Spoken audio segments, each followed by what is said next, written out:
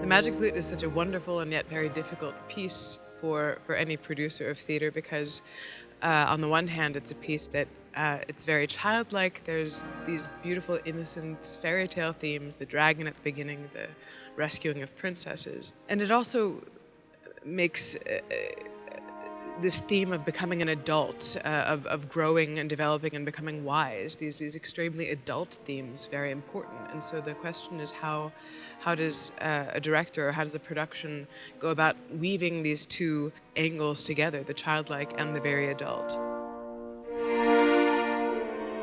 We very much incorporate the drei Knaben, the three boys in the piece, rather than just being a flavoring element that come and go. They actually are a part of the entire narration of the story from the beginning to the end. And rather than having these disjointed dialogues that come in, we actually use the figure of a grandfather that tells this story to these three children.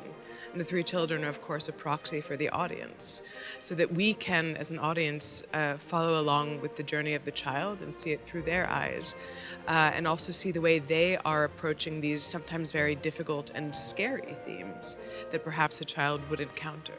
And in this manner, we are able to be extremely sophisticated with storytelling, but also maintain this wonder that a child would hopefully experience in being part of this music and of this storytelling material.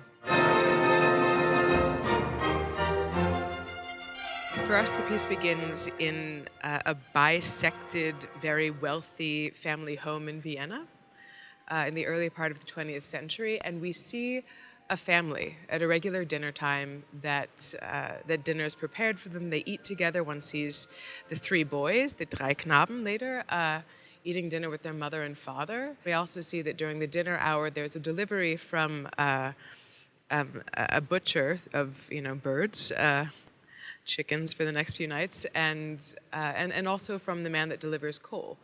And what happens is after the overture we see this sort of very dynamic family situation, and at the end of the overture the boys prepare themselves to go to sleep.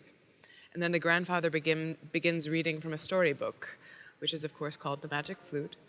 And at that point this dream and fantasy world opens up for the boys, and all of these figures that we have encountered during the overture, the family, and the people that are part of the children's lives from day to day, develop into these fantasy figures. The three servants in the house develop into the drei Damen, and the butcher's son that delivers the birds is Papageno, and the man that delivers the coal is Monostatos.